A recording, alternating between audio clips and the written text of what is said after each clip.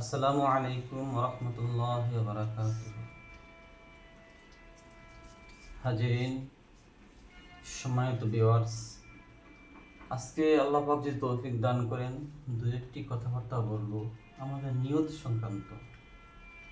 নিয়ত এমন এক বিষয় যার উপর নির্ভর করে আমাদের আমল, সেটা কবুল হবে কি হবে না, সেটা সম্পূর্ণ আমাদের নিয়তের উপর নির্ভর করবে। এজন্য হাদিস শরীফে আসছে ইন্নামাল আমালু বিন্নিয়াত, নিয়তের উপরে নির্ভর করে আমলের কবুলিয়াত, আমল কবুল হবে কিনা। ওয়া ইন্নামা লিইমরিইম মা নাওয়া, মানুষ যাহা নিয়ত করে তাহাই সে পায়। এজন্য আমাদের নিয়তটাকে পরিশুদ্ধ করতে হবে। যদি আমরা নিয়ত করি আল্লাহ সন্তুষ্টি, তাহলে সে ইবাদত আমাদের কবুল হবে। আর যে নিয়ত থাকে অন্য কিছু, তাহলে আমাদের কোনো আমল কিন্তু কবুল হবে না। হাজরিন, এজন্যই এই নিয়ত সংক্রান্ত একটা হাদিস আসছে, যারা অপরকে দেখানোর জন্য আমল করে, অপর ব্যক্তির বাহবা পাওয়ার জন্য আমল করে, অপর কোনো ব্যক্তির প্রশংসা করানোর জন্য আমল করে, এই সমস্ত ব্যক্তিদেরকে খেয়াল করে আল্লাহ পাক কিয়ামতের ময়দানে বলবেন। হাদিসের ভাষাটা হচ্ছে এরকম, ইন্নাল মারাই ইউনাদি ইয়াউমাল কিয়ামাতি বিআরবাতি আসমাইন।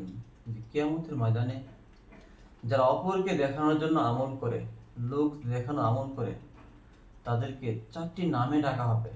বলা হবে ইয়া কাফের, হে কাফের, ইয়া ফাজের, হে পাপাচার, ইয়া খাসের, হে ধ্বংসপ্রাপ্ত বান্দা। এরকম চারটা নামে ডাকা হবে। বলা হবে দল্লা সায়াকা, তুমি যে দুনিয়াতে প্রচেষ্টা করেছিলে, তোমার প্রচেষ্টা নষ্ট হয়ে গিয়েছে, ভ্রান্ত হয়ে গিয়েছে। অবাতালা আজরাকা, এবং তোমার যে সওয়াব হয়েছিল সেই সওয়াবটাও নষ্ট হয়ে গিয়েছে। কেন? এবং আল্লাহ আরো বলবেন যে ফালা খালাকালাকা লিয়াউমা, আজকের এই কিয়ামত দিবসে তোমার কোনো সওয়াব আমার কাছে অবশিষ্ট নেই, কিছুই বাকি নেই। কেন বাকি নেই, কেন নষ্ট হয়ে গেল? আল্লাহ পাক বলতেছেন যে ইলতামিসিল আজরা মিম্মান কুনতা তা'মালুহু ইয়া মুখাদে, হে ধোঁকাবাজ বান্দা, দুনিয়াতে তুমি যাকে দেখানোর জন্য আমল করতে, যার বাহাবা করানোর জন্য আমল করতে, যার প্রশংসা পাওয়ার জন্য আমল করতে, যে তোমার মনে উদ্দেশ্য ছিল, যাও তার কাছে গিয়ে তুমি তোমার সওয়াব গ্রহণ করো। তুমি তো আমার জন্য করনি, কেন তুমি আজকে আমার কাছে পাবে? এর জন্য হাজিরিন, নিয়তটা আমাদের খুব গুরুত্বপূর্ণ। সামনে তো আমাদের কুরবানি।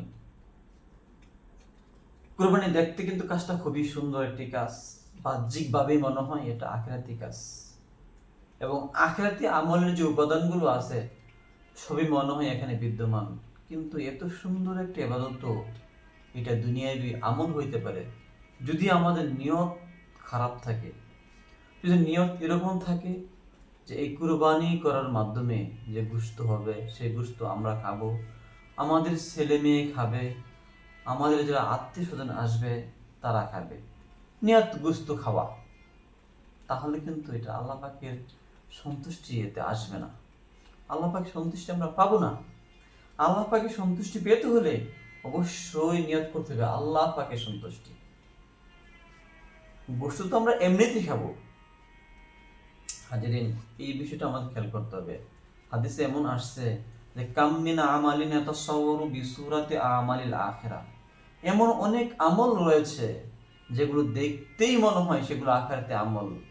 ফায়াসিরু বিসুই নিয়াতি মিন আমালিদ দুনিয়া, কিন্তু সেই ভালো আমলগুলো নিয়তের গন্ডগোলের কারণে, নিয়ত পরিশুদ্ধ না হওয়ার কারণে সেই আমলগুলো দুনিয়াবি কাজে পরিণত হয়। সেগুলো আল্লাহ পাকের দরবারে আখিরাতি আমল হিসেবে গণ্য হয় না। আবার আমরা অনেক সময় এমন দেখি অনেক কাজ আছে যে কাজগুলো বাস্তবিক পক্ষে মনে হয় দুনিয়াবি কাজ, কিন্তু সেই কাজগুলো ভালো নিয়তের কারণে সেই দুনিয়াবি কাজটাও আল্লাহ পাক ইবাদত হিসেবে গণ্য করেন, আখিরাতের কাজ হিসেবে গণ্য করেন। এজন্য কুরবানি দেখতে মনে হয় একটি আখিরাতে আমল। হাজিরিন, আমরা কেউ যেন আমাদের নিয়তের গন্ডগোলের কারণে, আমাদের খারাপ নিয়তের কারণে যেন এই ভালো আমলটাকে নষ্ট না করি, এদিকে আমার খেয়াল করতে হবে। দেখেন, একটা কুরবানি দেওয়ার সময় আমরা কত কষ্ট করি, 2 দিন 3 দিন 4 দিন ঘোরাফেরা করে পশু দেখে তারপরে আমরা ক্রয় করি। পরে এটাকে আবার টাকা ইনভেস্ট করি, এখানে 10,000 15,000 20,000 এরকম 1 লাখ 1.5 লাখ 2 লাখ টাকা আমরা খরচ করি কোরবানির পশু কিনতে গিয়ে। আবার এটাকে জবাই করতে হয়, সেটাকে আবার বিলি করতে হয়। আমরা অনেক পরিশ্রম কিন্তু এখানে করি। এই সমস্ত পরিশ্রমই আমাদের ব্যর্থ পরিশ্রম হবে যদি আমাদের নিয়ত ঠিক না থাকে। এজন্য আমরা নিয়তকে পরিশুদ্ধ করব। আল্লাহ পাক আমাদের প্রত্যেকের নিয়তকে সুন্দর করে দিন, এবং এই নিয়তকে সুন্দর করার মাধ্যমে আমাদের জীবনের সকল আমলকে একমাত্র মহান রবের সন্তুষ্টির জন্য যেন আমরা করতে পারি, সেই তৌফিক দান করুন। আমিন। আসসালামু আলাইকুম ওয়া রাহমাতুল্লাহি ওয়া বারাকাতুহু।